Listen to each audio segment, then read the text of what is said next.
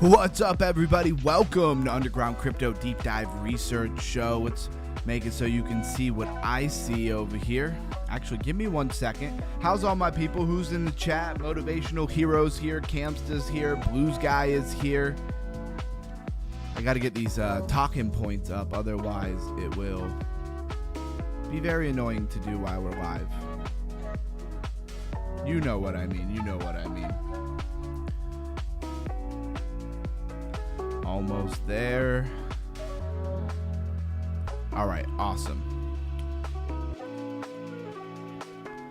There we go. How's everybody doing tonight?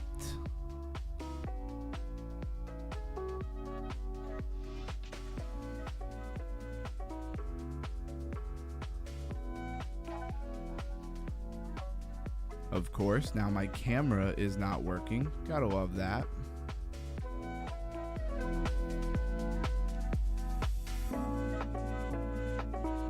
Now we gotta fix the camera. There's always something going on.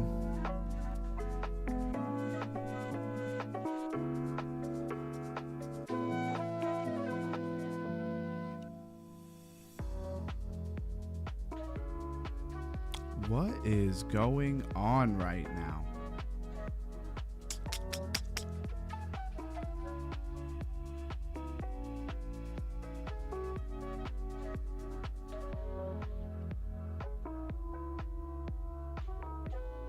Is my camera really not working?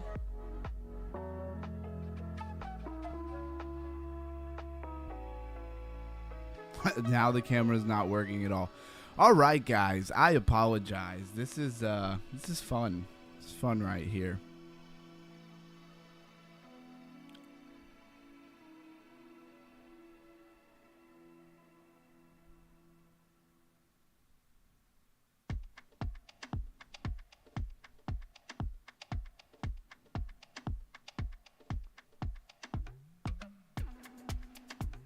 Don't tell me I'm gonna have to do the whole stream without a camera.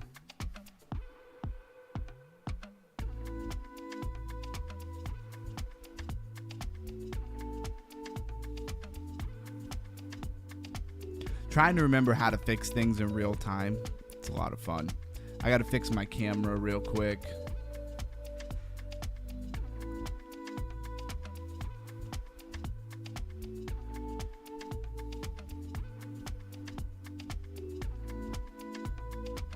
Warning, warning, technical issues. Lumbar is going on today. All right, yeah, Lumbar has been on the radar. Let's see. Excuse me, guys. Still trying to fix this camera issue. I guess I could do the stream without a camera, but that would kind of suck, wouldn't it?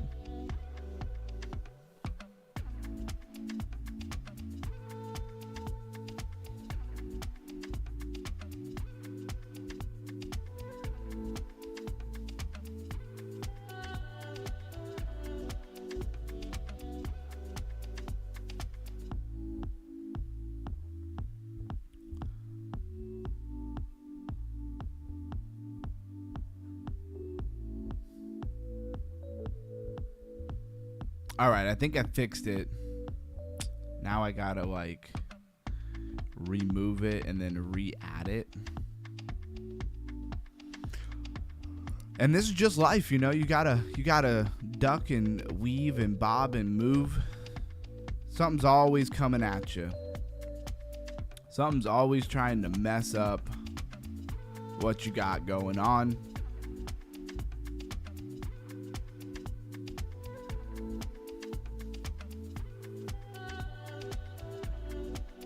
We might just have to do the stream without me, without my camera. I have no idea, guys, what's going on or why my camera suddenly decided not to work.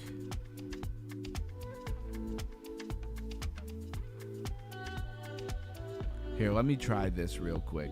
Shouldn't mess up the stream, but I gotta close OBS. Yeah, I'm not on screen, Melissa. That's what I'm trying to fix here. And I hate to do this to you guys, but hold on. Let me...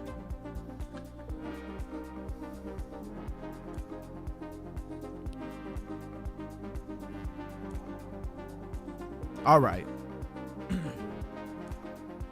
All right, you should be able to hear me now. I realized that I didn't, when I closed OBS and I opened it back up, I didn't hit start streaming again. So, I mean, it's kind of a good little trick. I didn't know I could do it like that. It's good to know. Now I'm trying to figure out how to zoom in. I know how to do it, but it's just not cooperating. I know the shortcut for it, but it's just not doing it right this second. You're back stronger and better. Exactly. All we can do is try to fix problems, right? It's all we can do.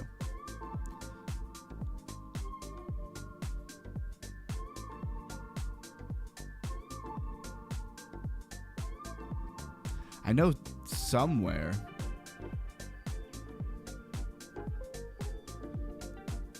Somewhere is the ability for me to zoom in here.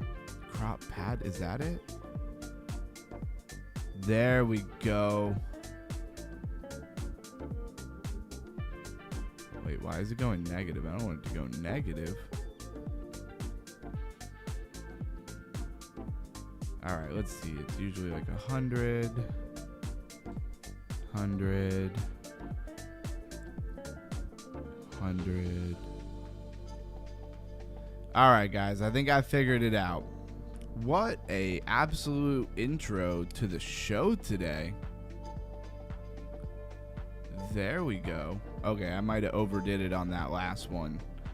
Let's fix that last one. That's a little too much, right? Oh, well, that's fine. We can rock with that. That works. Bang, I fixed it. And now we can do the live stream. Good thing a lot of people don't even roll in for a couple of minutes, right? All right, here we are. Let's go. Sorry about that. This will be on the blooper reel. I hope so. Hey, I can laugh at myself. It's all good. We can make a blooper reel. All right, so here we are. We're on the crypto bubbles. And just as Motivational Hero said, Bard is kind of going nuts here. Bard up 55% on the day from $1.07 to $1.71. Right now it's pulled back. It's at $1.65. We got Kite AI getting a nice bump, 25.5% up to 28 cents. OKB just had a massive tear from $77 up to $120, or 27.5%. Everybody can hear me good, right? Is that why the lifer makes you wait like 15 minutes before starting? I don't know. Maybe he's just setting up, but it could be. He's getting ready in some type of way. Problems don't exist. It's just things we need to learn. That's positive advice for growing mind state. We just learn all the time. I'm just saying, brother. I wouldn't disagree with you necessarily. I mean, we're always learning. I just learned, actually just learned a trick for how I could do this without having to be live while I'm doing it. This problem just actually taught me something that I didn't know. If I actually close OBS, which is OBS is what you stream from, right? Some people use StreamYard. There's a couple different programs, but I use OBS. I could actually close it or hit stop streaming, and then I can fix what I want and then hit start streaming again, and then I can not be live while I'm trying to fix it. That would be smart. Next time, right? Long live the channel. God bless you all. Exactly. Blues guy gets it. Hey, I'm glad I have such a great community, right? And things are going to go wrong. That's just life. Humanity is up 45%. Every time, I got to dig into humanity again, because every time I look at it, I'm just like, I don't really see what's so impressive about it, but maybe I'm totally missing something. Siren is up 29.8%. Those are the two biggest bubbles here in 100 to 200 by market cap. Let's drop down another 100. Open, or no, it's opinion. Sorry, opinion down 21.6%. Omen Mantra just equally getting crushed. Why did Mantra do this to itself, or why did they do this? I don't know. Maybe there's a good explanation, but it just seems silly that they've hurt themselves so much when they were just starting to get a little bit of a pump. Jelly up 25%. Gwei, Impossible Cloud Network Token, what a name. EHEX, if you know, you know, and MemeX up 9.7%. So a lot of things pumping. I said that I like this Gwei. ETH Gas is the name of the project, up 14%. I've said I really like this project. I like the idea. I don't know, because it's like think about this, and I'll talk about it as I move over here. You go to a website, you go to a project. On the website, they give you a rundown of all the things that they're saying, right? These are just the things that they're saying. Way is one of them. And you never really know how capable they are of actually doing. Like, I'm not analyzing the code behind their tech to see if they're really able to do what they say they're going to do. So that does play a big part later down the road, but in the immediate future, it's all speculation, right? Say, God bless you all. I'm feeling so good vibes here. Love growing here. Respect all. Absolutely. Thanks, everybody, for being here.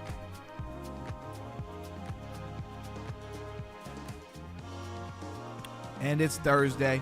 We're getting through the week. Another day of live streaming, and I was just in the middle of a big project before I started live streaming. Well, I guess not a big project. I had to get a new washer. I'll talk about it in the underground hangout, right? Because I don't want to take our time away. People want to hear about crypto. So Bitcoin, $71,134. I'm liking it. From where we've been locally, I like it. I'll take that all day long. Ethereum, $2,086. BNB, $650. XRP, $1.41. Solana, $89. Tron, 28 cents. Dogecoin, 9.5 cents, really. Cardano, 27 cents. Hyperliquid, $30.51. Monero, $361. Canton Network, 15.5 cents. XLM, 15, high 15, almost 16 cents, just like yesterday. HBAR, 10 cents. Avalanche, $9.42. Zcash, still $228, still down from some heights that it was. I think it was almost $700, right? SWE is at 95 cents, almost at $1. Every time I want to say like $1.95, it's not. That would be amazing. Memecore, $1.47, and let's go check out that flare. It was at 77 yesterday, and it's still 77, but in the top 100, so I can't be mad about that, because it had fallen out of the top 100 for a couple of weeks. I think it was more like a month, honestly. Take a look at what's trending. And I am in a trade on Espresso.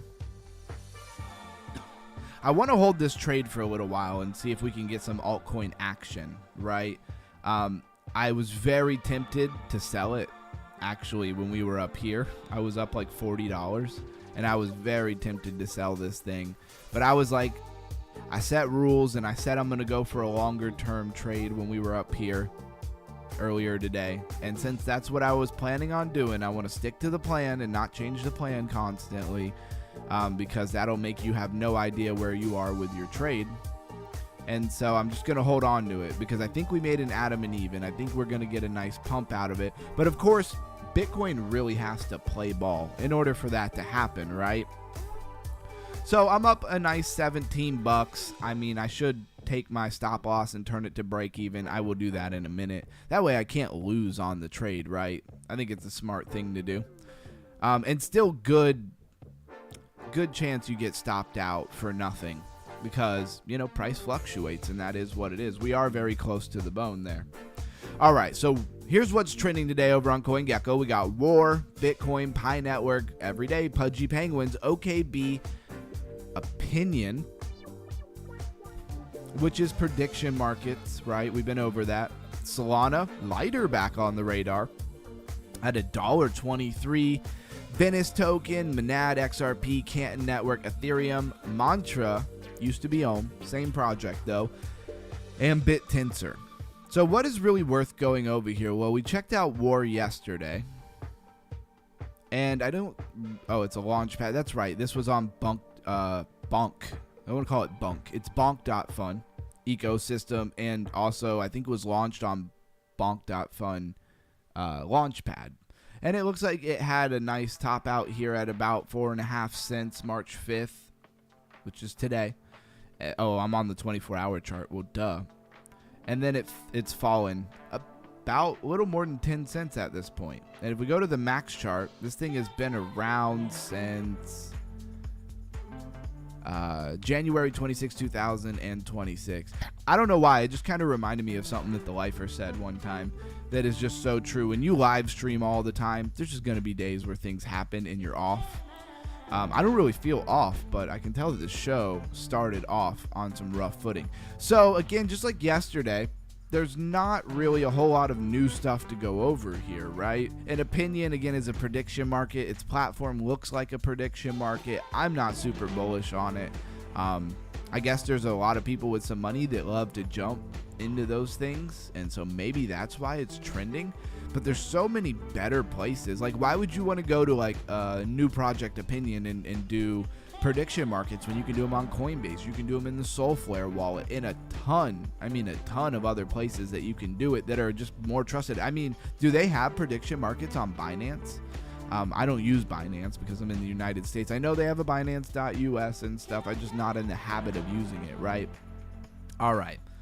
So they did, we took a little bit of time yesterday, right, to look at kind of the main page for Crypto Rank. First and foremost, check out that Fear and Greed Index. Fear and Greed Index says 18.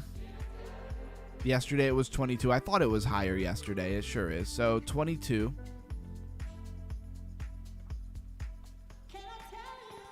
And this is what I thought was really interesting, this altcoin index. So it's at 38. Moving towards that middle ground. It's definitely higher than it was yesterday. Is this how we know when we're in altcoin season? I've never really fleshed out this altcoin index before. So I've never really seen what it feels like when we're up, say, at like 80 or 85, 90. I don't know. So I'm going to be keeping an eye on that. But let's take a look at what's trending over here on Crypto Rank, as there's usually a little bit more wealth of information for trending over here. And I do apologize if today winds up being a little bit of a short stream. I got a lot of stuff going on. I'll talk about it later in a minute. So opinion, number one trending today. Bitway we talked about yesterday. Superform, Heroes of Mavia, Fabric Protocol, Creator, Lombard, Fala, which I will touch on that. Espresso, which I'm currently in a trade on. I just showed. Mantra, of course. Not rebranding, but new contract, new ticker. Plague Dogs in the house. What's up? Welcome in, welcome in. We got Blockstreet. This IDOS, OS usually standing for operating system, ID for, identification. So identification operating system. See if we could infer what that might be. We'll check that out. Centrifuge, Sahara AI, Plasma, Zama, Open Ocean. That's new on the radar. Definitive we talked about yesterday. Definitive was like a top gainer yesterday. I think it was the top gainer. Kite AI and Plume Network, right? RWAs. So let's roll down in here and let's do what we think is relevant. So, of course, Fabric Protocol, or Robo.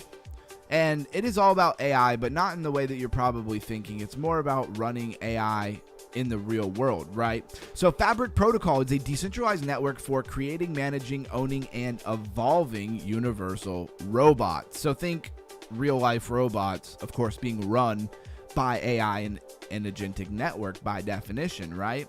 And let's take a look at what we got going on here. It's only been out for a few days, token anyway. The 4th of March, 2026, market cap 91.1 million, been as high as 136 million. I guess a lot of people speculating that this is going to be a big player in that field. That's the only thing I can guess, or it's just speculation. It's a new AI project with a different angle, so maybe some people think it's just going to do well because of that. A nonprofit advancing open robotics and AGI. Our mission: to ensure that intelligent machines broaden human opportunities, remain aligned with human intent, and benefit people everywhere. Why we exist? Because AI is leaving the digital realm and entering the world of atoms. Robots and autonomous agent introduce new challenges: physical safety, real-time decision making, energy and resources constraints, and interact with human environment. Today's institution and economic rails were not designed for machine participation. Without new governance frameworks, we risk misalignment, unequal access, and concentration of power.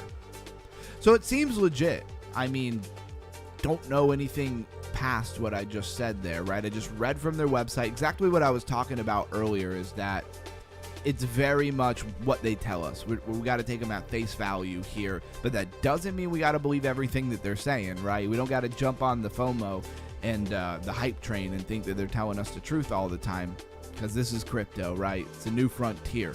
19.4 thousand followers, not too shabby. They're listed on OKX wallet, it looks like. Is that their pin post? No, it's just a repost. They don't have a pin post. Very new. They only have 60 posts. And we don't always go to the Twitter as much anymore. I haven't been doing that as much. All right, so that's Robo. I want you to know what it is. It's on Ethereum. It's got an Ethereum contract. Creator we've talked about, but Lombard has just been taking names today, so let's talk about that. So Lombard, ticker BARD, $1.67, 377.6 million in market cap, and 320, oh no, sorry, all-time high is 382. That's what I'm looking for. So all-time high market cap is 382 million. Right now we're at 377 million. You can tell by the chart we're not really all that far away from the all-time high. This is the daily chart. If this thing closes like this, you're gonna get a tweezer top, right? And let's move it into like the weekly. See where this thing started. It says the 15th of September 2025, and it's looking strong. And that makes me want to know a little bit more about BARD. Lombard is a Bitcoin restaking platform. That's cool. We talked about restaking a lot and what that means. But most restaking is honestly on Ethereum that I've seen so far, right? It's time for Bitcoin to move to build. Lombard brings Bitcoin to life on chain for people, protocols, and platforms. It's launched the Web3 app. That was more like the Web2 facing side of things. Liquid Bitcoin, BTC.B is BTC bridged. So if you bridge your BTC, you get BTC.B. So you're going to bridge your Bitcoin back to Bitcoin. So it must have been not Bitcoin. Does that make sense to anybody? All right. Allows you to bring your BTC on chain with permissionless, decentralized, and cheaper to mint and redeem than other wrappers. I assume you're bridging off of Bitcoin network somewhere else. I'm not really sure. So Bitcoin earns high multiplier, access to vaults. TVL is 52.6 million with a 4x multiplier. Now, is that per year? What do they mean by 4x, right? Because 4x would be like 400%, right? If you 4x'd $100, you would 4 times that $100, right? All right, let's go into some different things here. They got portfolio, rewards. Lombard Lux Season 2 is now live. So with this being earning yield and having to do with Bitcoin, now I'm starting to understand a little bit more why people are excited. I've looked at this project before. I feel like they have rather added some stuff, or they've just updated this Web3 side of things, because I don't remember it being like this at all. Shorting BARD, it's pumped a lot. It might not be the worst idea. Just depends on how long you plan on holding that short, right? If you're scalping, you might do all right. I mean, we showed you the chart a second ago. On the daily, it pumped up really high, and right now it seems to be pulling back.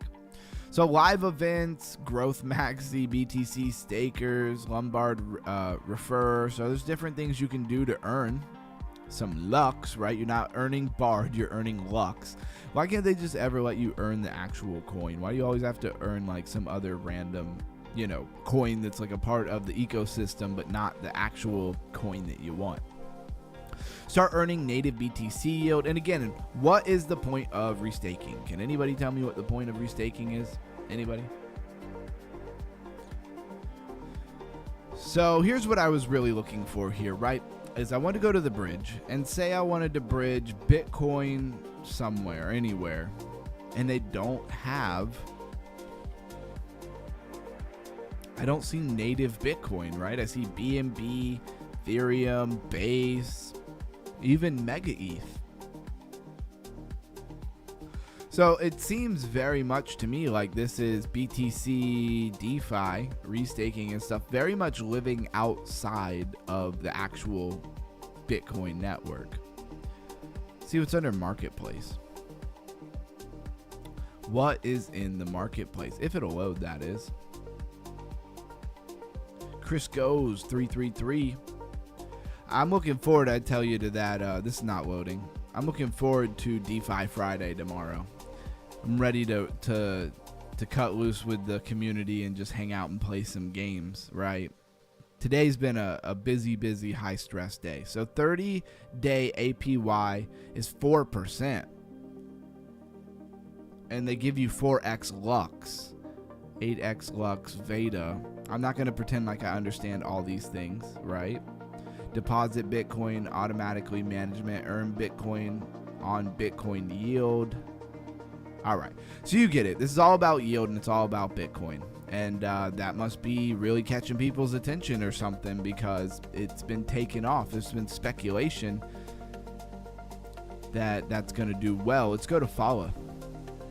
Chilling at a high 4 cents, almost 5 cents right this moment. Market cap 42.4 million. All-time high market cap 455 million. And you know what? Palau looks a lot like Bard, doesn't it? Pumped up. Let's see, are we on the daily? We are on the daily. Pumped up, and then it's just kind of pulled back a little bit, and it's just kind of holding it. You can see almost kind of like an SR flip here. Let's go ahead and put us a line on the chart. Say it's about here. Probably not perfect, but there you go. So if you kind of hold that support and resistance, looks pretty good. And this daily candle, remember these are daily candles, came down and kind of tested it, but it closed above it, and now you're still above it. So that looks pretty good on the chart there. I don't know. I would almost say if you were looking for a short, if this thing loses the support and resistance, you're probably coming down to at least like a 786 retracement, right? Let's go to their website. Palau is a privacy-enhanced, permissionless computing protocol. Nice. I love when it doesn't just expand, it just takes me to the big thing. Let's go to their website. They can tell us better what it is on the website. The Neo Cloud for confidential AI. Build AI people can trust. Hardware secured computation platform that delivers verifiable AI with enterprise-grade privacy. Deploy confidential AI models with T protection in minutes. Now, I feel like I just went over this project yesterday because I'm pretty sure that I did. So trust AI, unlock use case, and win the market, right? And this is very much an AI project with privacy, very much also a big part of the narrative here. Pay attention to the story that's being told. That's what we've been focusing on with a lot of our teaching moments here. Okay, Block Street, let's take a look at that for a second. I'm not going to talk about Espresso today as a project because I feel like we've done that a ton. How is the trade doing? Up $21 now. I was up 30 bucks or almost, it was 39. I was up 40 bucks really. Looks like a little inverted head and shoulder right here. Look at that thing. Shoulder, head, and shoulder. And let's get rid of that. There we go. So what would be your measured move? And this is, what am I on, the 3 minute? Thought it was on the 15. But I guess it'd make a lot more sense. So kind of back up to the heights we were at there. What chart? Okay, we are on the 15-minute chart. Cool. And we're above the 21. We're above the 200. I like it. I like it right now. I would like to set... I love when things pop up and they won't go away. So let's say 0.1223 is where I want to set my stop loss. Let's go ahead and do that. If it'll let me. Wait. Too many things in front of my computer, can't see. 1.223. Yeah, that would at least mean I made $2. I could cover my fees. And then now I am not at any risk of losing my money, right? So I'd rather make $2.38 or this thing takes off to the upside and I let it run. And I wanted to let it run for a couple of days. Was really hoping we could get some follow through with some of these altcoins if we really had bottomed out. But you know the games and the treachery that goes on here in crypto. You never know what's going to happen. Says River is pumping in the moment. I'm sure that it is. So Blockstreet is a DeFi protocol focused on tokenized stock utility. I really feel like I went over this yesterday because I did. All right, so it's the 4th of March, 2026, and it has 24.3 million in it. Only been as high as 28.4 million, so it's been pretty much where it's at, right? That's not a big disparity. It's only like $4 million difference. It is very new. And Blockstreet is a DeFi protocol focused on tokenized stock and utility. Let's go to their website, unified liquidity layer for tokenized assets. So the big takeaway here, category financial, right? Niche it down to liquidity. And they very much are trying to unify liquidity across many different markets so that when you're trying to do something, liquidity is there. Dynamic system for tokenized value. Chain abstraction liquidity, right? Taking the complications away from the end user. Composable primitives and cross-chain settlements. Automated risk engine. They got some cool stuff here. But you really care about this if you're working with quite a bit of money, right? That's the big takeaway there, is if you're playing with $50, you probably don't care about the liquidity. If you're playing with $100,000, you care about the liquidity, right? You need to know that wherever you're trading, wherever you're doing stuff, they have the actual liquidity that will suffice for whatever you're trying to do. So this IDOS, right? The identity layer of Web3. So we've seen many projects come through with this kind of narrative. This is not a new narrative, but I would say that a lot of people have very strong feelings one way or the other about it. Mostly, most people don't like the whole, identity online thing. So 05, the 5th of March, 2026, 9.4 million in market cap, 17 million all-time high. So it's definitely fallen from this all-time high of somewhere around a high 9 cents, 0.097, really like 0.098. And right now you're chilling at 3 cents, 0.034. Let's look at their website. Again, it's on Arbitrum. I'm not crazy bullish about this kind of stuff. Mostly because the market is speculation, and how many people are really getting like super bullish or FOMO or believing that, they need to get in this before it pumps, because so many people are going to be bullish on, an ID operating system. Portable identity for stablecoin economy. Connect your EVM wallet, a Near wallet, XPL wallets. Okay, so they are integrated with XPL. That's interesting. And if you don't do that, then I guess you can't really get into this to look at much. I don't know that I really care too much about that. They did have another website. We'll take a look at that one.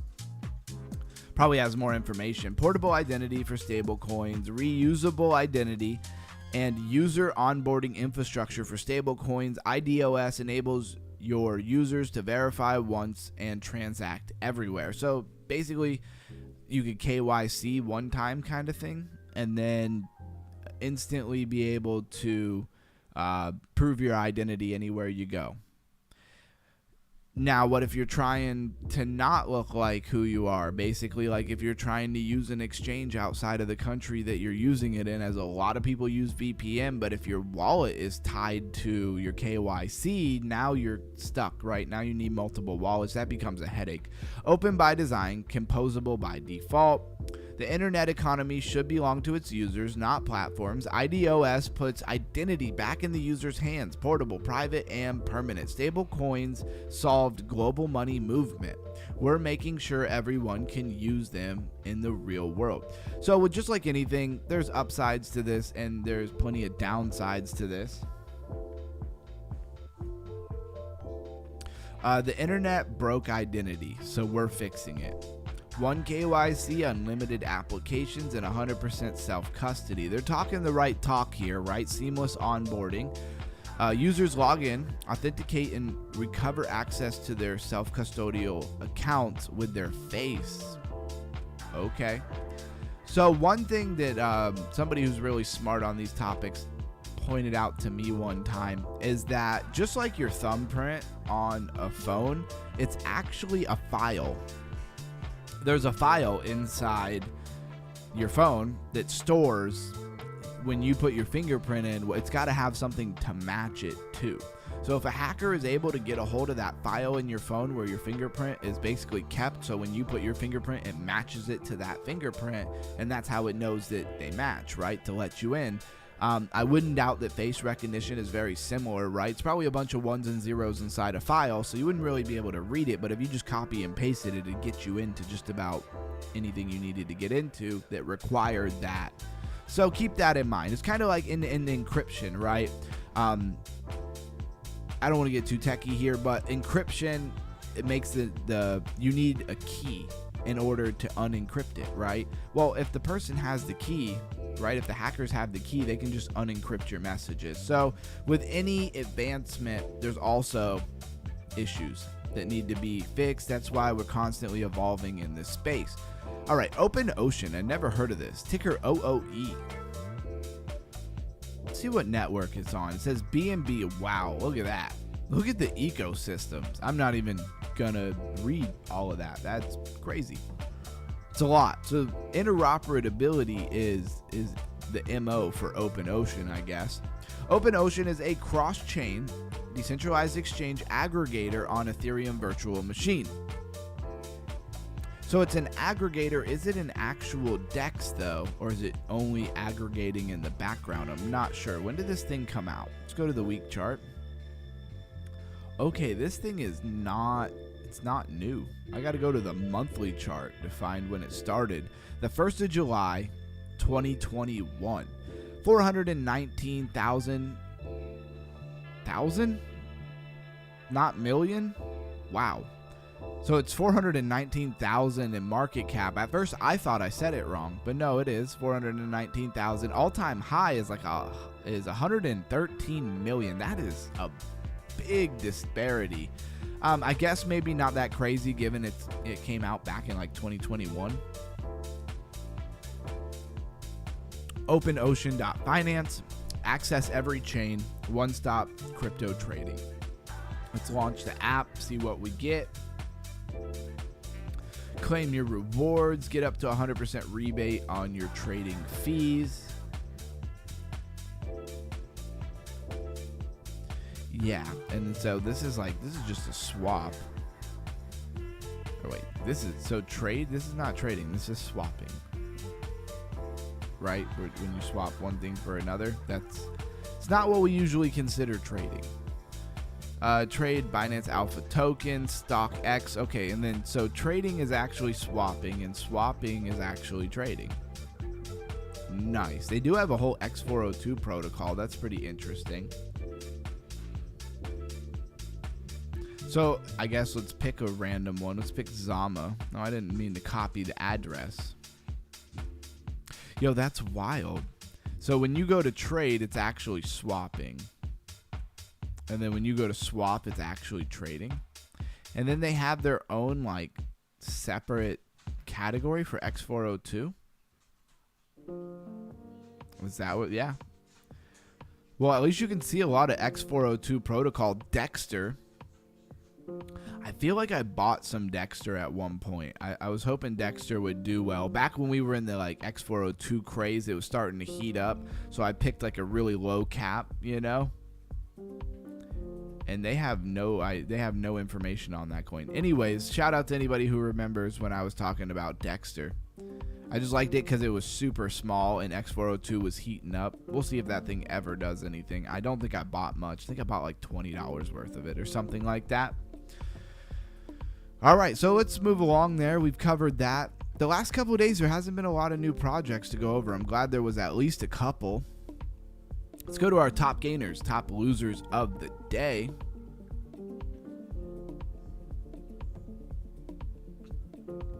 All right.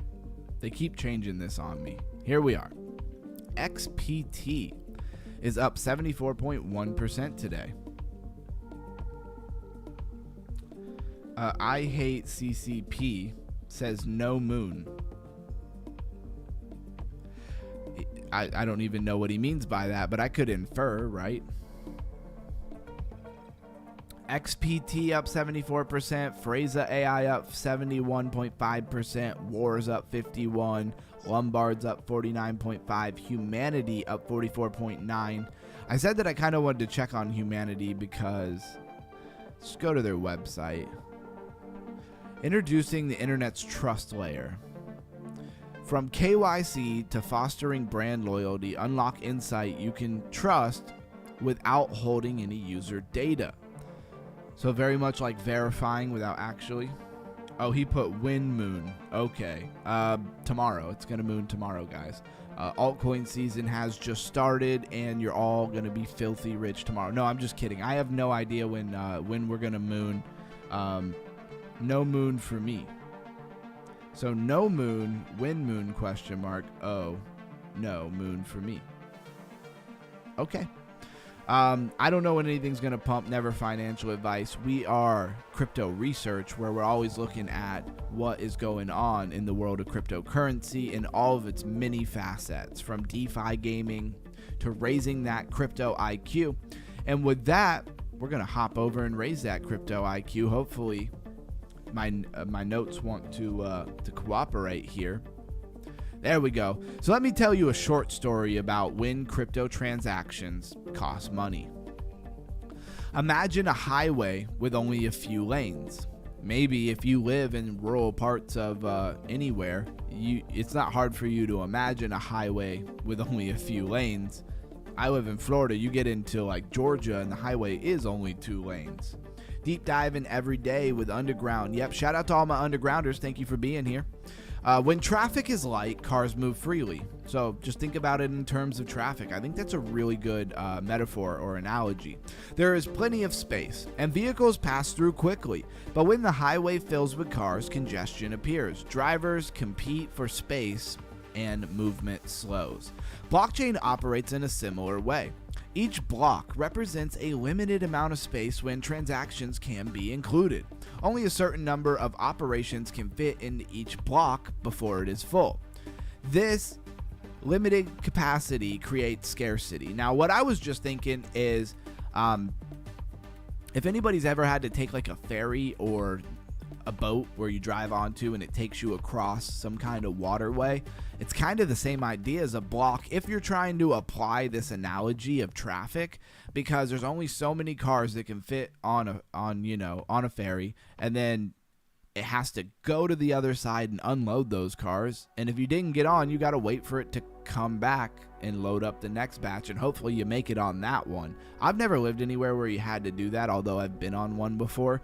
And so if you're going to use this traffic analogy, I like blocks being like a ferry that takes you across a river, and it can only hold say like 50 cars, and once that ferry's full, you got to wait for the next block or the next ferry.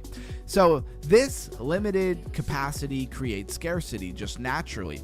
So when you send a transaction and it enters the mempool, we've talked about mempool so much. I hope that when I say mempool, everybody knows what it is. A waiting area shared by the entire network. Other transactions are waiting there as well. Validators must decide which ones to include in the next block, right? So imagine even you're at like the ferry and you're trying to get across, and then like somebody's coming by and they're saying, well, how much are you going to pay to get on? Oh, you're going to pay $10? What about the guy behind you? They go to him and he's like, I'll pay $50 to get across right now. And they're like, come on, you could get ahead of everybody, because the fee is usually $10-12. If you're willing to pay $50, matter of fact, everybody who's willing to pay $50, all you guys get on first. That's how it works, right? They usually choose the transaction offering the highest fee. In effect, users bid for space on the blockchain. Those willing to pay more are processed sooner, pay to play, while low fee transactions wait longer. And I'm sure some of you guys have had this on Ethereum. You're trying to use Ethereum or any network really, but this is very predominant for a long time with Ethereum, where you could choose if you wanted it to be fast, normal, or slow, right? And of course it was about the fee. If you click slow, you paid a lot less fee, but it could take forever if the network was congested, right? Gas represents the cost of computation required to execute an operation, what it costs in order to get your transaction approved. Simple transfers require little gas, right? Complex smart contract interactions require more resources, so they cost more.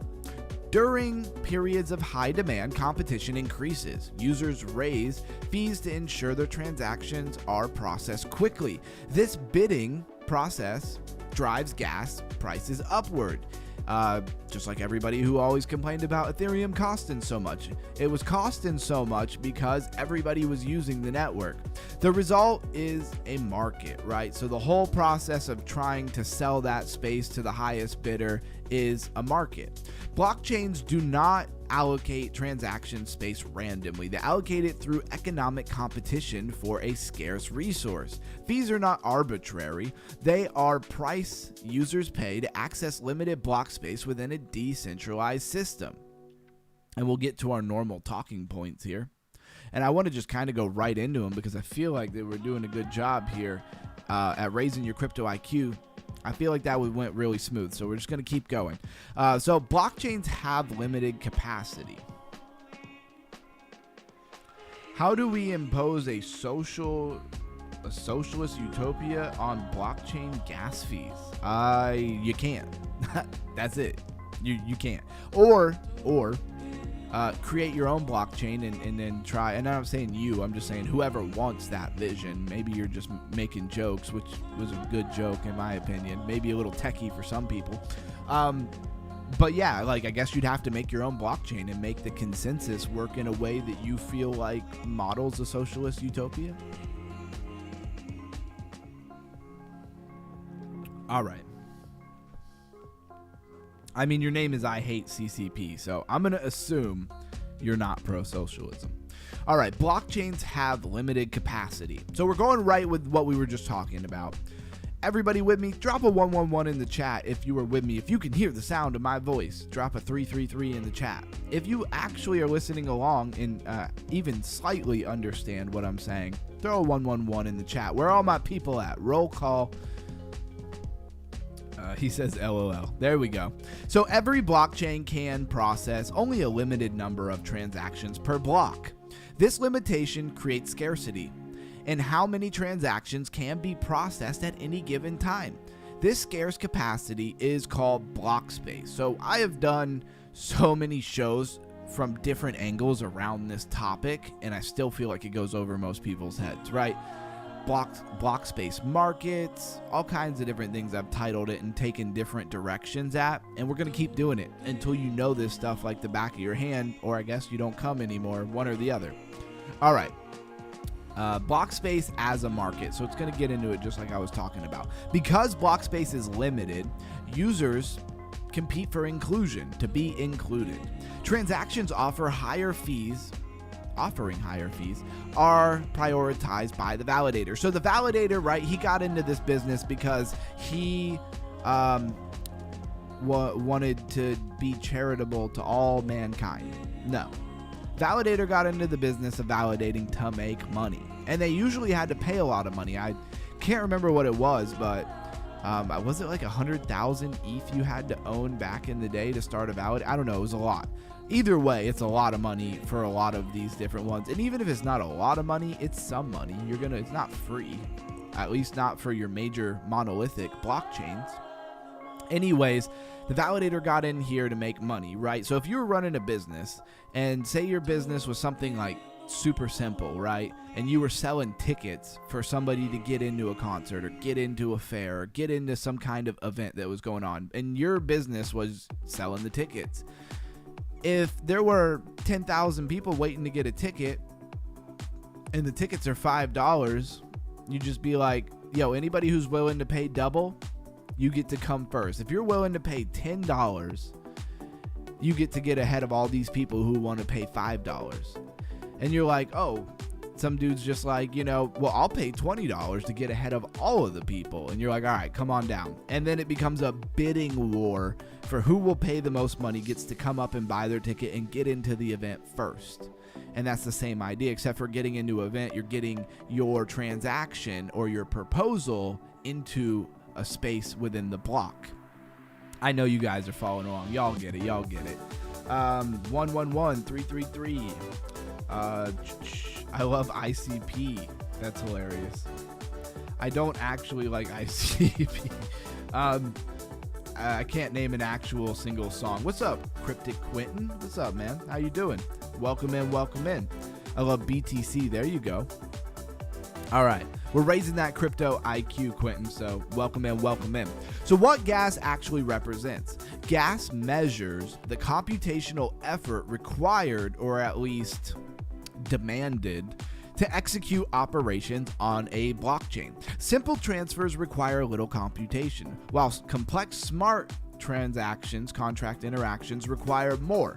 Gas reflects resource consumption. So everybody wants cheap fees, then you're gonna have to have really good throughput or ability. So think about this, right?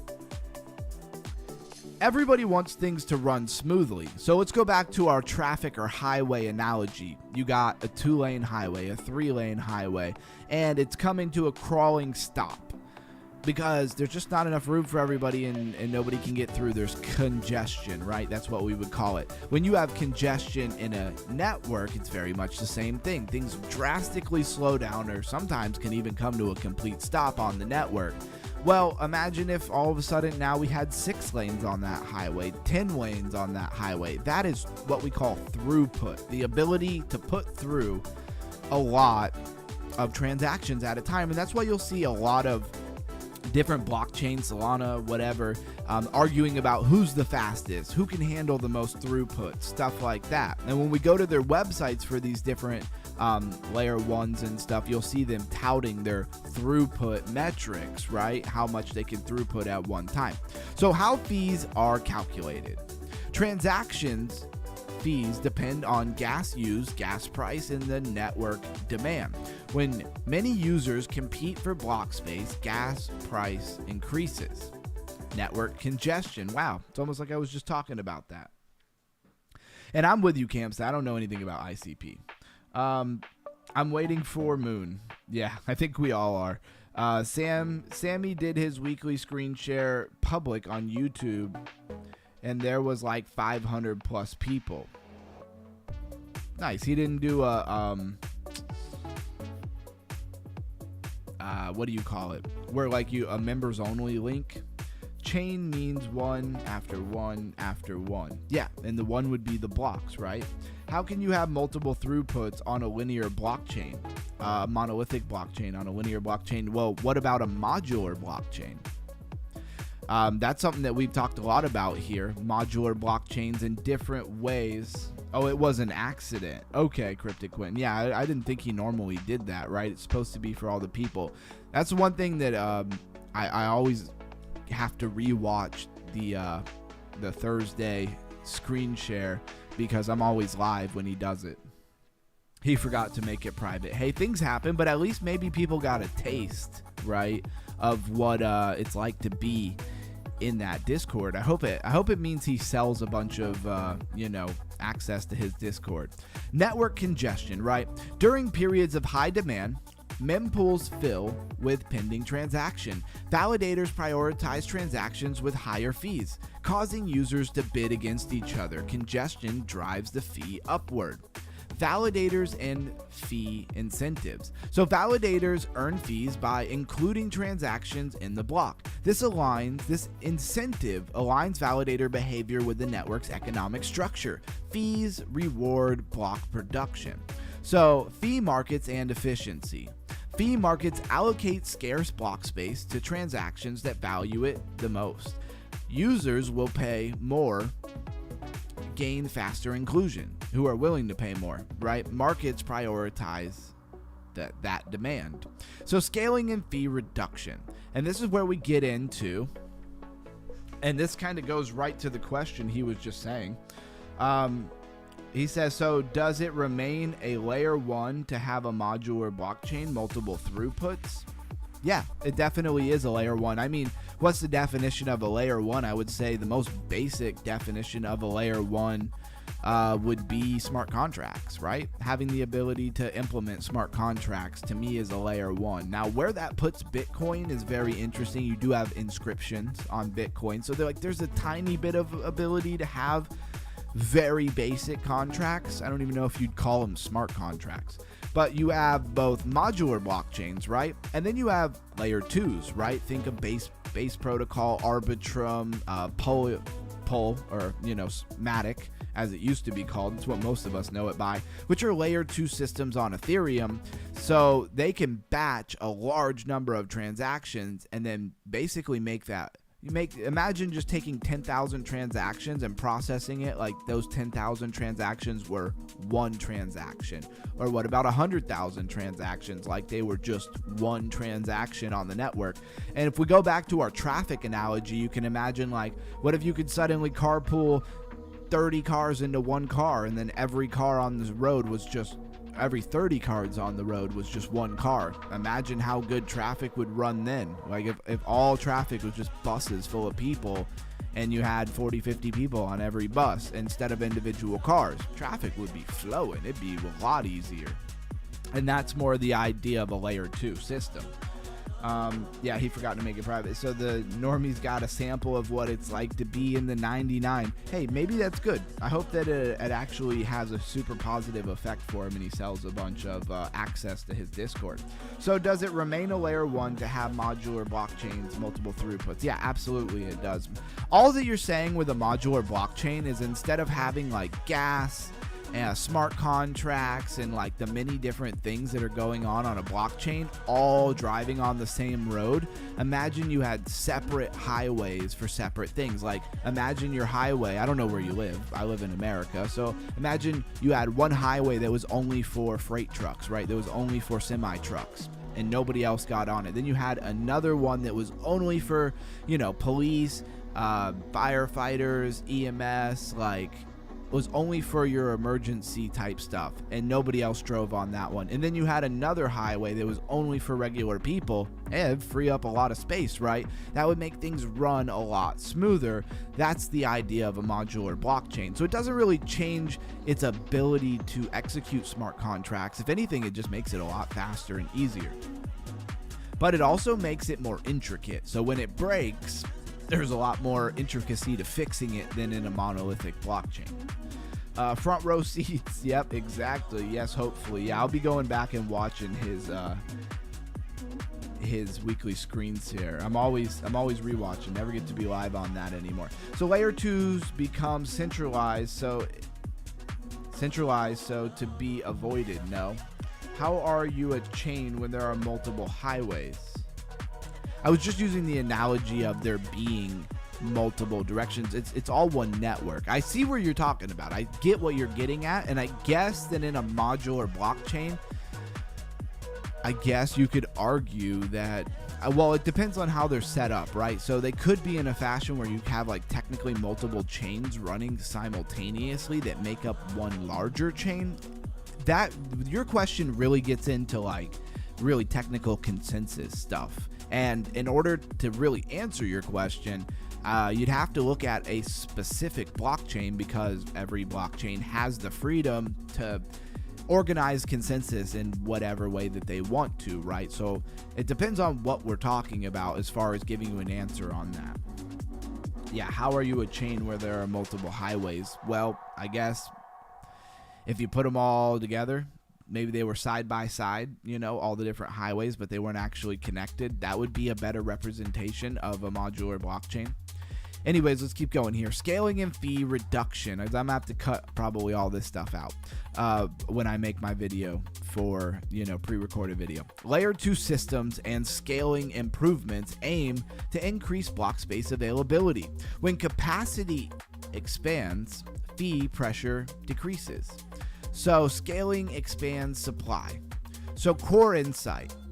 Crypto transaction fees exist because block space is scarce and markets allocate access to that scarce resource.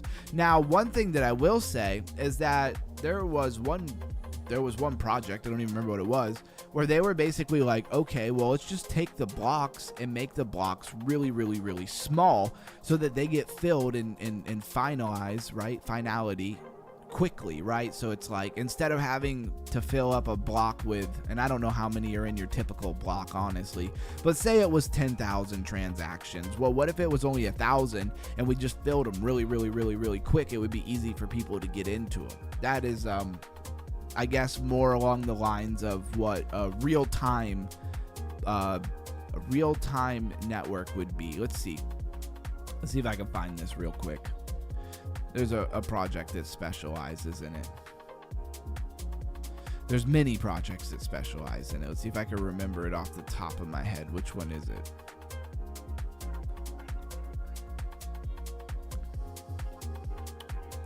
He says, oh, nice. Well, hopefully you understood what I was saying.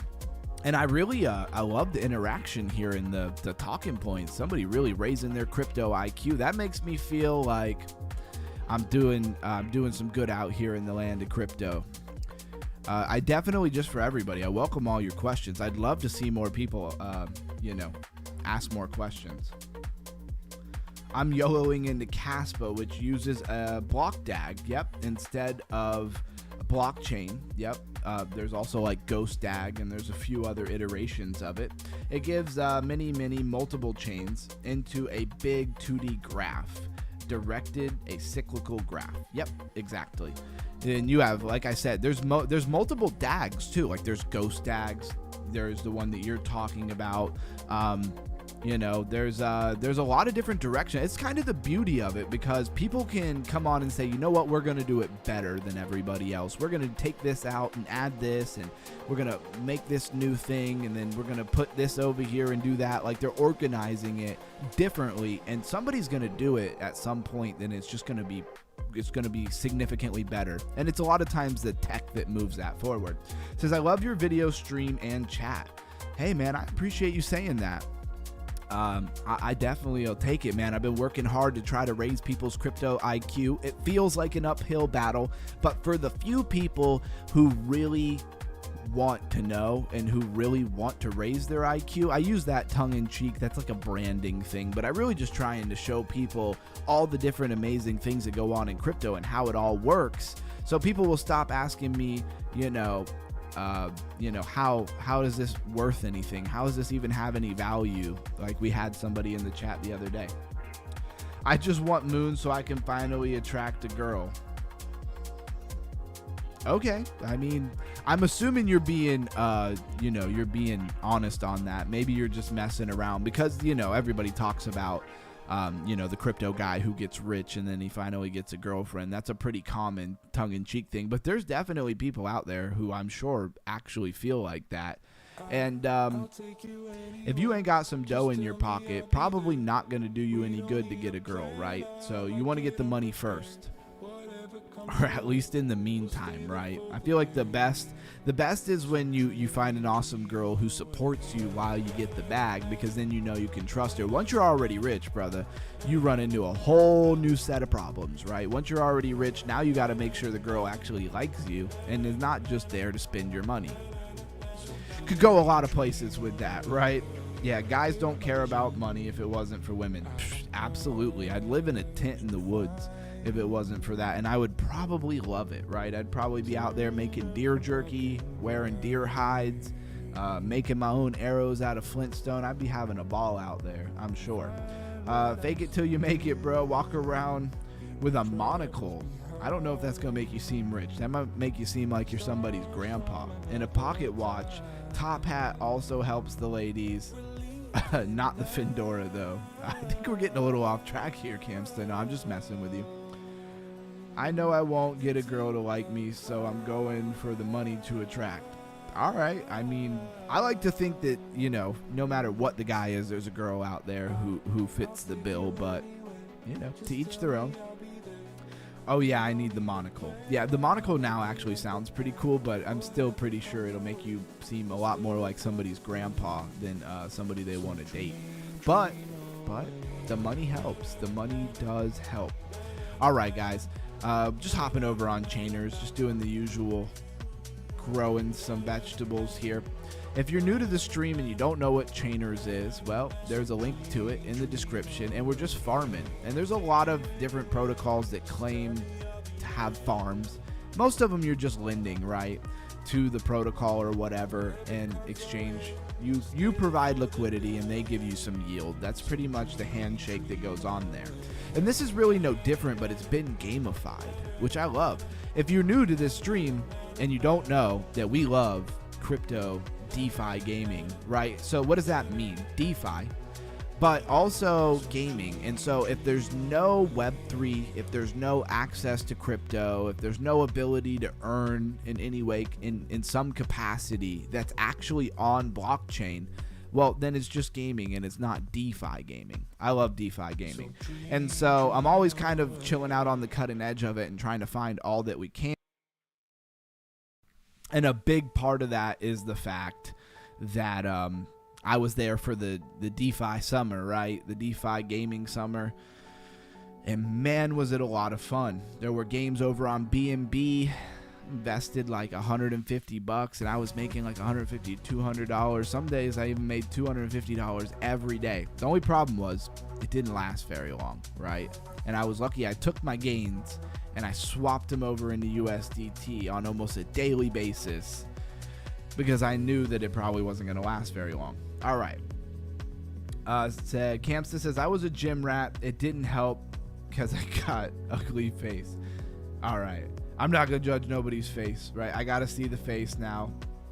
I love ugly faces. So unique. Yo, y'all are tripping. I love this. Like a snowflake. Everyone is different and beautiful in their own hideous way. I get 0 matches on Tinder after 6 years. Wow. There's a lot we could go into that. But this would turn into like a motivational, like, what do you call that? Like, I'd be like a personal coach in there. I'd be helping you have the most attractive personality, right? I think I'd be good at that job. It gave me $50 or CFB, not a real dollar. So we're just collecting some rewards. And we're chilling in the underground hangout part of the show. We're kind of moving along. Now, we are still working on our Robinhood airdrops. We've added, hunting down some airdrops into what we do here. And I feel like a lot of people hear airdrops and they're like, cool, where can I get an airdrop? And they're like thinking they're going to like click some buttons and keep up with it for like a month and then they're going to get an airdrop. Somebody who's very knowledgeable about it has really been a great part of our community. Mr. NW is his name in the chat. And he's made me realize that you got to grind a lot of these things for like a year plus before you really get an airdrop. If you get into them late, you might get an airdrop, but you might not get as much of an airdrop as you're looking for. And so we're still doing our Robinhood airdrop. Now, Robinhood is in testnet. You should know what Robinhood is. It's an application, right? And so it's an application and they're making their own. Okay, I have 11 minutes before I can request from the faucet again. All right. And so basically they're making their own blockchain. And if you participate in it, usually airdrops are pretty much reserved for people who participate in a test net and they help them test the test net by making transactions, right? Before they go to a main net, and then they're basically compensating you for your time and effort. I think that's kind of the basic idea. So we go to on-chain GM, and we're just kind of going through. Now, if you want to know more about this, there's a link to my Discord in the chat, and there's a tab in the Discord about airdrops. It gives you a really easy breakdown of what you got to do, and it's being updated in real time. Matter of fact, I got to make sure NW has access to that, right? This is why crypto is my only hope. They will love me for my money once I make it in crypto. There you go. Own the face. Didn't you watch Karate Kid Cobra Kai? I did. I have been, of course, Cobra Kai. I don't mind my own face. It's the girls who don't like my face. I didn't take high school yearbook photos because I didn't want to mess up the yearbook. Yo, y'all are snapping. Y'all are hilarious. All right. So we're just basically making transactions on the testnet so that our wallet address looks active, right? And I guess the more active it looks, the more it looks like it contributed. We're hoping the more that we're going to get out of that airdrop. And there was another website we were going to do stuff. But again, go check out the Discord and the tab that's all about airdrops if you want to kind of know what to do. And there's a couple other airdrops in there as well. Where do we want to go from here? So Fogo actually had an upgrade and entered into season 2, which I thought was pretty cool. Keeps updating like every 2 hours. So it's still updating in the process. They've changed how things look. I mean, now we have a tackle chest where we actually have, you know, bait for our fishing lines, your rod stats. I guess you unlock the next thing at level 10. I don't know where I'm supposed to buy bait. Anyways, this is our rod here. 53% more per cast if you upgrade. This is really interesting because I feel like I got downgraded because I was already able to get rare fish, and now it says I'm only able to get common and uncommon. Did I get... No, I was already level 4 though. Extend session. The good old Fogo stuff where you can stay logged in. That is kind of the whole point here. Transaction failed. Check your balance and try again. Are you telling me I don't have 17 cents of USDC in here? Yeah, I most certainly do. I got 22 cents, right? Oh, wait. What is This is so weird. I got Fogo Farm. So I think I just got airdropped some Fogo Farm stuff. Remember we were on the decks for fish and whatnot? I was trying to see how much all of it was worth, and then we saw Fogo Farm, and I was trying to find Fogo Farm. There's the actual contract address. So we have the actual contract address. I don't want to change what we got going on CoinGecko. All right, so that's not helping. All right, so that's interesting. I'm going to have to find that on my own. It'd be very cool if they would just put a link to it. I like how they're trying to act like I don't have enough money for this transaction when I clearly have enough money for the transaction. They said that it takes 17 cents. And I definitely have 17 cents. So they're in season 2. They definitely look like they've changed a few things. I need to do like a bunch of casts before it actually goes. They didn't downgrade my level. I've been level 4, so I didn't get downgraded here. But I will say that they took away my ability to get rare fish, and now hopefully I'm going to unlock it when I go to level 5 here.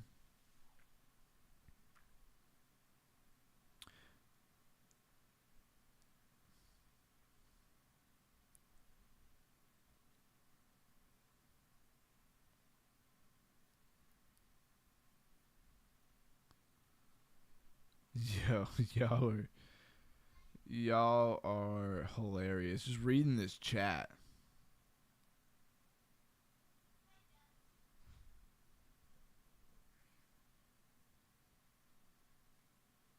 Oh yeah, we're definitely never giving up our firearms here in America. America back. Yeah, people can feel about that. It's so funny because most of the world is perfectly cool with America being America. There's very few people who are not. Campsa says, I'm Canadian. We are low-key turning into China. We also gave up our firearms. Yeah, Canada is messed up after Trudeau. There you go. Well, at least Campsa knows that he should just join America. Like, Canada should just become America. Doesn't that just make perfect sense to everybody?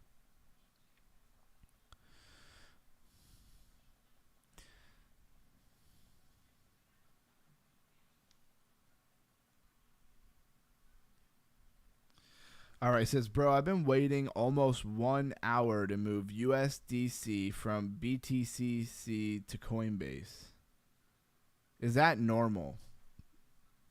No. But to be fair, what asset are you trying to move? Let me read it again. To move USDC off BTCC, the exchange, to Coinbase. Cryptic Quentin, I have a couple of questions. My first question would be, why are you moving USDC when you could just turn it into XRP and then move it, and it happens almost instantly, and it's almost always free or very, very cheap. You're going to pay a lot more fees in USDC, but that's not really the problem that you're having here, right? The problem is it's taking forever. I've been processing forever. I'm trying to buy the dip. Okay. It's definitely not normal. Does it say that they've moved it? Coinbase doesn't take Tether. It takes XRP though. If you move anytime I move money on exchanges, and I've done almost everything you can think of, right? As far as like your normal like BNB, Ethereum, USDC, USDT, all that stuff, right? Yeah. XLM or XRP, I would highly recommend XRP. It's almost instant, but you got to remember there's a difference between the transaction going through on the network that it's supposed to go through on, and then there's waiting for the exchange, the centralized exchange, to actually initiate your transaction, right? Just like we talked a lot about congestion today. When those networks get congested, it can be a problem. Now, the other thing that I'm going to say is that if you sent USDC, you a lot of times have to pick what network you're sending that on. So you're going to make sure that that network actually matches the networks that are accepted on Coinbase. Because if you use one that's not accepted on Coinbase, if you try to send, I don't think they have USDC on Tron, but let's just use it as an example. Say you were trying to send USDC on the Tron network to Coinbase. I don't think it would ever show up because I don't think they accept that. You see what I'm trying to say? So you definitely want to make sure you have the right networks that are going on there. I'm using Solana now. Okay, you should be good with Solana. It might just be taking a long time. Yeah, should be quick, and I'm sure you've done stuff like that in the process. So usually when you initiate a transaction on a centralized exchange, it gives you like an update of when the centralized exchange actually sends the transaction over. Is that what you're waiting on? Have they actually sent it? Because if they haven't actually sent it, then you might want to cancel it and then do it a different way. And I highly recommend using XRP instead of a stable coin like USDC or USDT. It's a very much your own, like I wouldn't give you financial advice, Cryptic Quentin, but personally, I would probably cancel the withdraw, swap it into XRP, and then send it off. That's what I would do. Are you saving up to buy a Wayfield? I don't even know what that is. If you need crypto to moon, I'm 100% in crypto. Yeah. I could say I'm pretty close to that. It doesn't say just under review. I'm going to cancel it. There you go. Well, I hope that works out for you, man. I've gone through all of the different things that you can think about when it comes to moving transactions and doing stuff on networks. I don't think there's much that I haven't experienced yet. Said, if you put that you're non-violent, your description on Tinder, I can understand why you have no matches. Rough. It's good advice, though. Don't put that in your bio. Cancel worked perfectly. Thanks for the advice. I'll try using XRP. All right. Well, I think you will be very happy with XRP as long as the actual exchange initiates the transaction quickly. It should be dang near instant. I'm glad that when you canceled it, they canceled it quickly, because sometimes you'll cancel, it'll take just as long to cancel as it did that you were waiting for the transaction in the first place. All right, and we are FOGO mining. I really don't mind this thing now that I started upgrading my rod so that I get a lot more fish at a time. Something I wish I would have known way sooner. Now I'm getting way more fish way quicker. What are we up to now? We're up to 85,000, plus I get 140,000. Very interesting. Oh, and they changed the processing fee. Yes. Well, there you go. See, I have been saying they need to change that processing fee. Love that. It was $10. It was a processing fee, and that was just absolutely ridiculous in my opinion. But now it's only $1. That's a lot better. Now I could actually be profitable. I like that. And I'm almost wondering if it's hard to sell because I get such a high yield for holding for such a long time. They take a 10% fee, and that's what they give to the yield to everybody, right? And then now it's only $1 instead of $10. I wonder if they were doing that in Season 1 so that people wouldn't cash out in Season 1. Yeah, there you, Underground, you manifested it cheaper. Exactly, I've been saying. Is XRP going to 589? You mean per coin, like 589? Going to 1 million soon. Talk about mooning. BTC going to 1 million. Okay, not XRP. I mean, if XRP goes to $589, I'm going to be set. I need it to. Didn't Samson Mo said we moonin like Weeblin good? Veeblin good? You lost me with that last stuff. I don't know what you're talking about there. And I don't know who Samson Mo is either.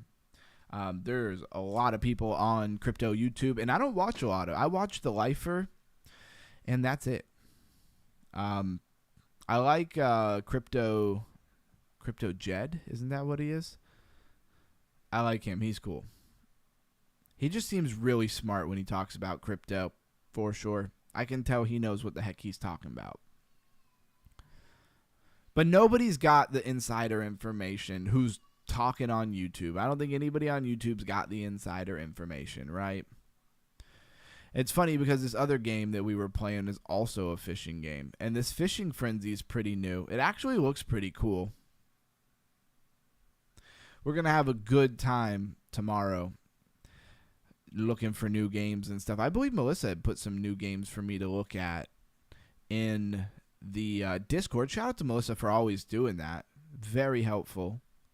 I don't have time to go run around looking for everything all the time. So when people do stuff like that for me, just like when Melissa puts the Discord link in the chat so I can pin it, those little things are very helpful. Blues guy clipping things for me so that I can make those videos to raise people's crypto IQ and bring people to the channel. All that stuff is amazing. Veblen Good, a product that gets more demand as it gets more expensive, opposite of regular stuff. Oh, I see what you're saying. Okay, yeah. Now that you mentioned, I have heard that terminology before, but I don't think that's something that's commonly used here in America. It's a status symbol thing. Oh, that makes sense. And it's funny, this one you got to do the fishing on your own. You know, you can't just auto fish. I'll do some DeFi fishing. I'm cool with that. What do you think our trade's doing right now? You think that espresso has gone up? Let's see. Let's check it out. No, it's probably gone down. That's how that normally goes.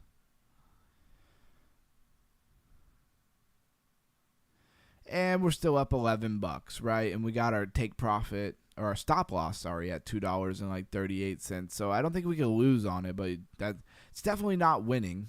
I want to hold it long term, but if it goes lower, I'd just rebuy at a lower position. It'd probably be better in the long run. Then we have this Loot Survivor, and I definitely mess with this game hard. I'm going to save playing this for tomorrow because I feel like we're going to play that quite a bit tomorrow. Said it's chop, huh? Camster coming in with the lingo. Yeah, espresso looks pretty choppy. Underground, where are you post-retirement or working towards there? Hold on, wait. Let me read that again. Are you post-retirement or working towards there? I'm definitely working towards there. You know, I'm not at the ability to retire yet. Let's put it that way. And I like working personally, but I run my own businesses and stuff like that. Would I love to be so filthy rich that I never had to think about money ever again? Of course. Who wouldn't be? But I'd still probably be running businesses. I'd still probably be doing business in some way, you know, shape or fashion. I just own a lot more stuff, right? BTC making a flag. Which way is it going to go? Can you check, please? Yeah, after this quick round of Panzer Dogs, I will check on that for you. And again, if anybody ever wants to play with me, you could just say something. I know I start around, but just know that I don't sit around and wait for people to join because, well, we're doing a live stream, right? People don't want to sit here and wait for me to wait. Wait for me to wait. Very eloquently said.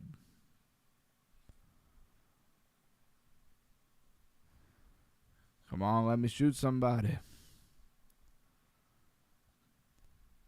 All right, looks like it did get credit for first blood here. I want top dog. I want to be the top dog. Oof, I want that. Oh, he gonna take it. You better use it well, teammate who stole that from me. He's not even using it. He's gonna get killed before he even gets to use it. What a waste. Alright, guy, come on. This is one of those rounds where I can't hit nobody.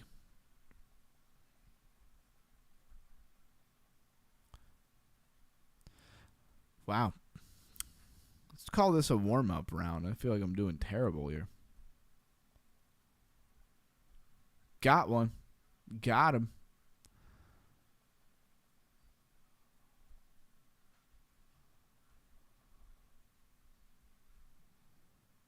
Come on, Mr. Tons of health. Got him.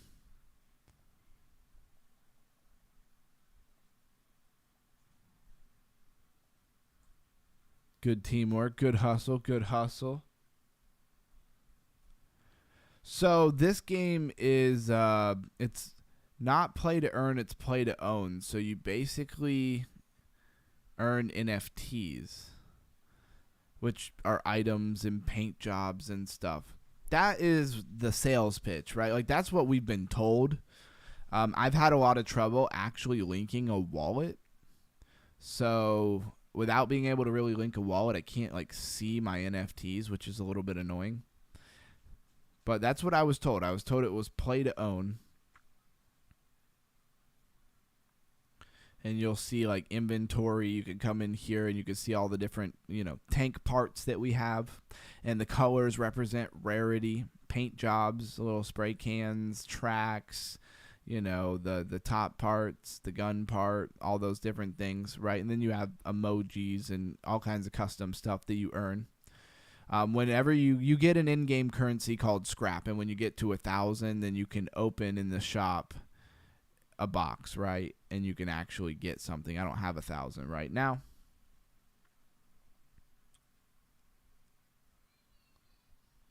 All right, where am I at here? Yeah, I'll definitely check it out. I'm going to do it right now. It's only a flag on the 1 minute. Let's go check that out real quick for Camsta. Shout out to anybody who's hanging out with me tonight, though. Thanks for being here. And it says I don't have Trading View up, so we'll fix that. Open Trading View real quick. Have it on espresso. Looks like espresso coming back up on the 1 hour. Getting, oh, wow. All right, he wanted BTC. Let me not do my own thing.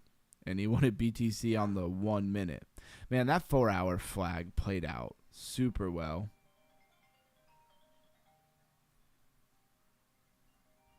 Who is calling me? I don't recognize this number. They're gonna have to wait. All right, let's do a BTC 1 minute flag, huh? I mean, I wouldn't say that you're not flagging out. Were one of you guys calling me? I don't think you were. I think it might have been somebody else, right?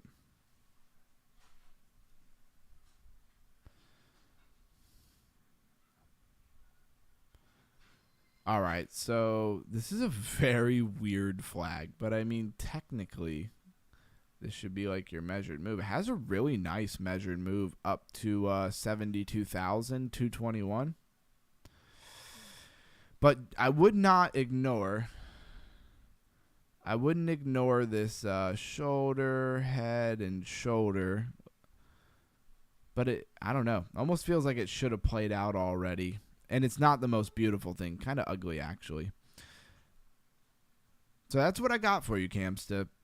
I see the flag you're talking about, and you're got a flag above the 200 interacting with the 21. So, I mean, this thing could go. I would definitely go look at some other time frames. 5's bottomed out. 15 minutes high.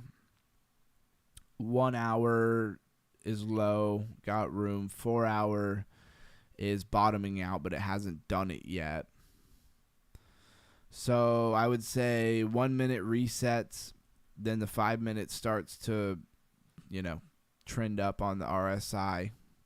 And when that 5 minutes done, maybe the 15-minute rolls over. You're still under the 200-day moving average, right, on the 15 here for BTC.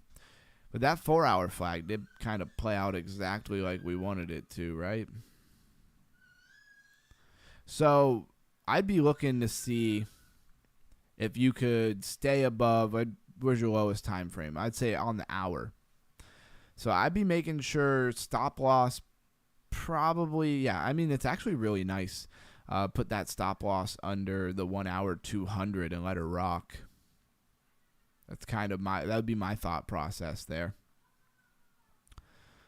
And then I want to look at espresso here on the 1 hour. What's that, 15? I like it better on the 1 hour.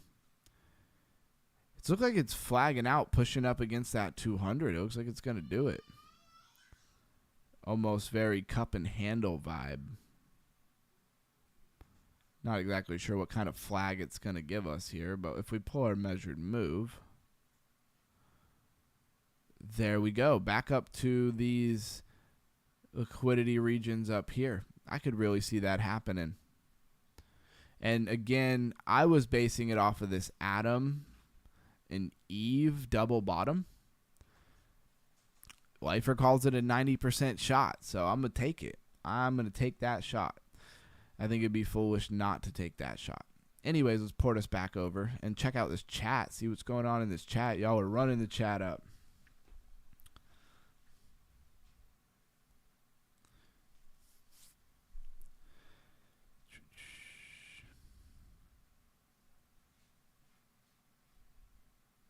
Said, Ben, love new episode. It's tonight. Who's watching? It's free on YouTube.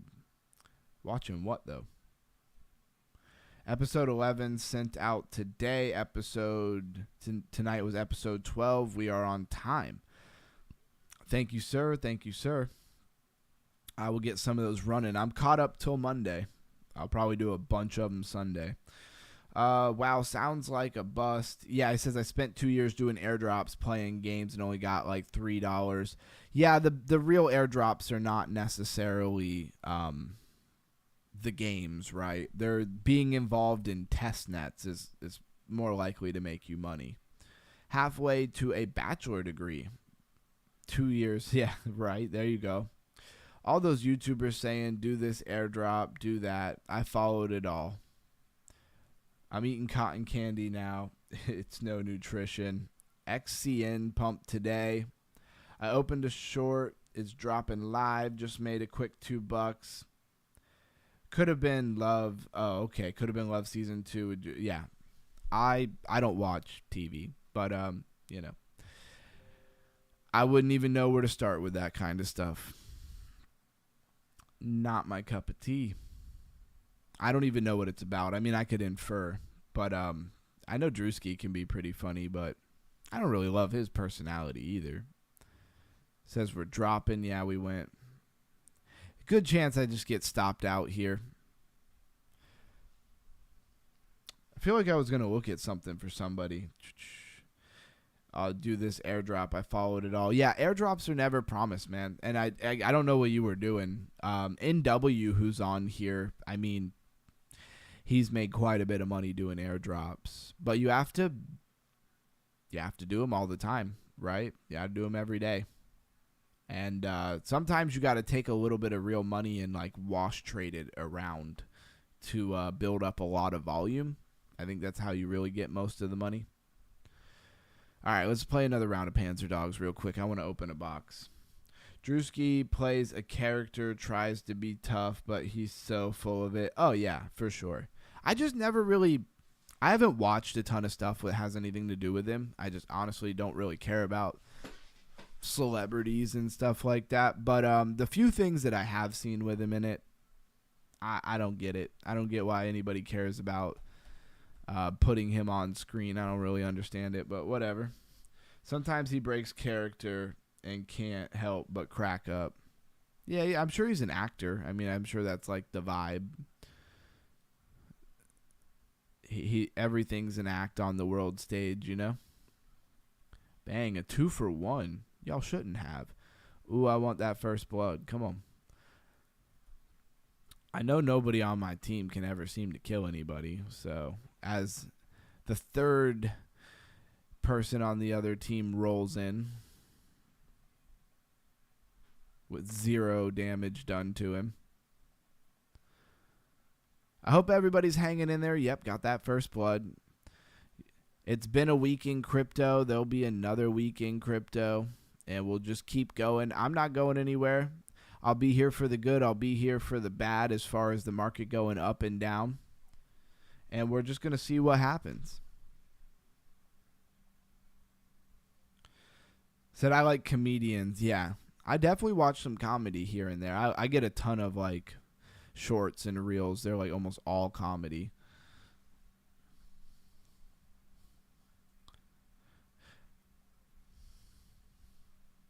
He's more of a comedian than an actor. Okay, a lot of stand-up is cringe, but Kill Tony is awesome. Yay, Cryptic Quentin on talking about Kill Tony. I don't watch it a lot. My brother watches every episode of Kill Tony, and I've watched it with him. I'm not saying it's not funny. It is. Obviously, it's hit or miss because it's people like kind of trying out to see if people think they're funny, which would take a lot of nerve. So, I mean, shout out to anybody who does that. But my brother be never missing an episode of Kill Tony.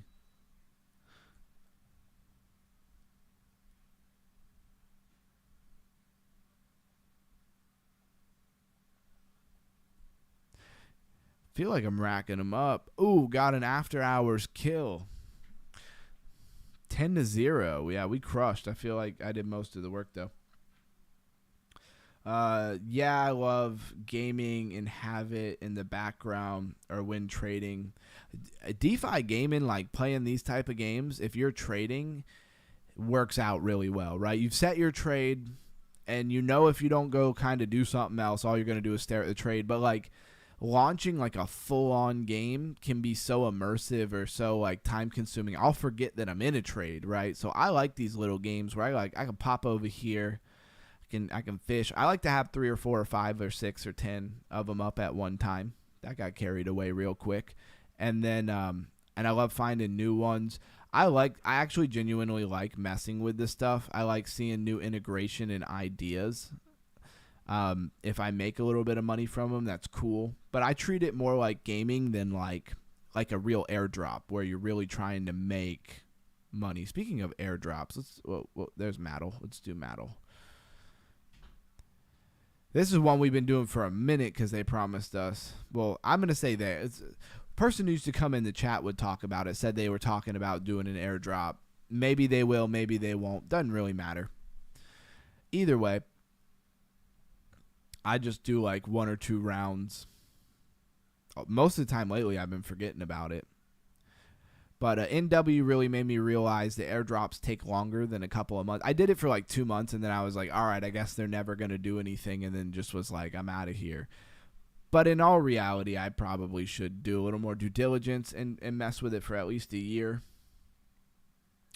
Sometimes it's more funny when they do badly because they get roasted after in their bit, right? Yeah, exactly. Yeah, the interview anyways. Bedtime for me, boys.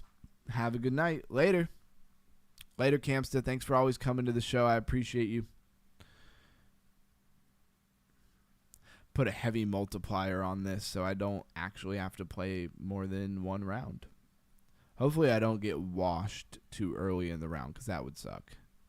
And it's all about the upgrades, right? So they said Maddle was going to have an airdrop. It was like $4 for a pass, and if you don't buy the pass, you don't earn any points, and if you don't earn any points, well, then you're not going to be considered for the airdrop. And why anybody would play this game for no reason, I have no idea. It looks fun at first, but after you play it like 5 times, you're like, I hate this game. Yeah, I'll leave it at that. But I keep hoping for the airdrop. NW made me realize that airdrops take a lot more time than I realized they took. I've never been big on farming airdrops. That's probably why, because I probably tried to do stuff And then after like 2-3 months, I didn't get an airdrop, and I was probably like, none of this stuff is working, and I don't want to waste my time. But yeah, apparently airdrops take way longer than you think they take. That's my takeaway. So I'm going to mess with some different things. Plus, it's different now that I live stream at least 6 days a week. Because then I have I have like a set time to make sure I do certain things. Where like normally it would just be whenever I tried to do them, and I'd be real consistent for some time and then really inconsistent other times. Ugh. And today's been a lot of fun. I had to get a new washing machine. I had to find one, a marketplace, go get it, come back. My old, oh man, I need some health. My old, well, this house was owned by my father before I inherited it, and so they had, I don't know if a lot of people know this, on older houses, and I don't know what you consider older. I think this house was made like mid-70s or something like that. But either way, the drain hose on the washer, the drain pipe, is way too small. And modern day washers put out a lot more water a lot faster. And so it had overflowed many times. And of course, there's friggin' mold in the wall. Now the wall's only like, I don't know, 3 foot high or something like that. So it's not a big deal. But I had to cut the drywall out, remove all that nasty insulation, treat it for mold, you know, with proper stuff that really kills the mold. And yeah, it's just been a long day. Plus, I had to go take one of my other cars into the shop because the stupid AC's been messed up since my wife got it into a fender bender. Just the joys of being the head of household. Or the one who has to fix everything. Once you run a handyman company, it's very hard to tell your wife that like you don't know how to do something, because she never believes you. And the truth is, there's not many things I don't know how to do when it comes to simple stuff around the house. When it comes to stuff around the house, what I think is simple, what other people would think is simple, is two totally different things. But you know, once you have the handyman company and you do well, it's just like, she's going to expect you to fix everything all the time. And it sucks. She's like, why should we spend money? You could fix it. I'm like, dang it. Maybe I don't want to fix everything all the time. But that's life. And I'm just hanging out with you, just talking. It's hard for me to look at the chat when I'm playing this game. I literally have to try to click pause without killing myself. Mold is bad. Yes, mold is very bad. Although there are different types of mold. And I don't even know if it's mold. I don't know. It's just gross. And so I treated it for mold regardless. I've done plenty of, not business-wise. I've done it for myself and stuff. You know, mold remediation and stuff. You need a license to do that stuff commercially. At least here in America. I don't know how it is in Canada. Probably need, you know. In Canada, I'm assuming you got to like sacrifice your oldest child or something to even have a business or a firearm. Especially a business that makes money.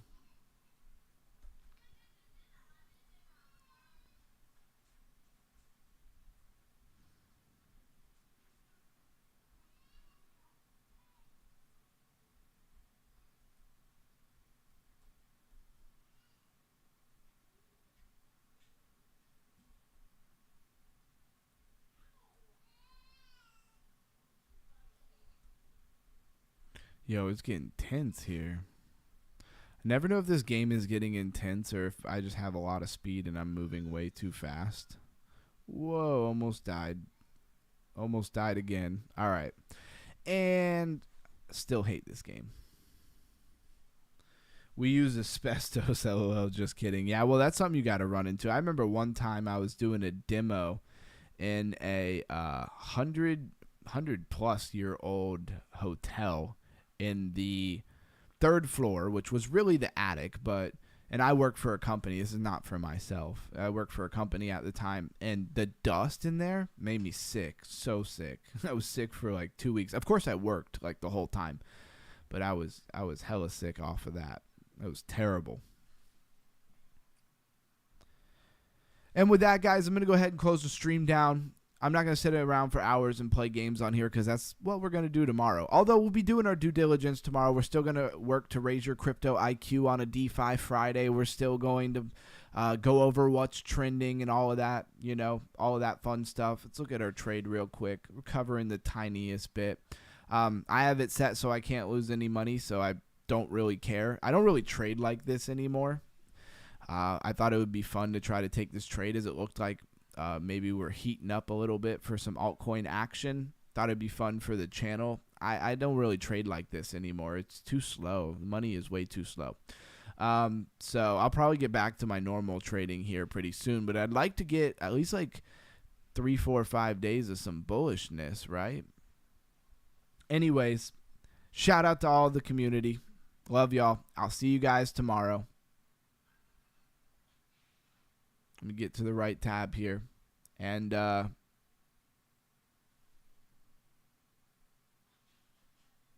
Melissa says, holla, what's up at Underground? Not sure what you're referring to. Sorry. Oh, I'm late. Just got off work. Oh, Melissa just got off. Now you're going to make me feel bad. I was just getting off myself here. Yeah, but I got to go. I got some things I got to do, guys. So I got to finish some work around the house and business and stuff. But I hope you guys enjoyed the stream. Can always go back and rewatch it. Thank you, Melissa, for always being here and being so committed. And I feel like there's something I wanted to tell you guys, and now I can't remember what it is. So with that, I'm going to hop off. Underground Crypto out. Stay underground. Stay crypto. See you in the next one. DeFi Gaming tomorrow.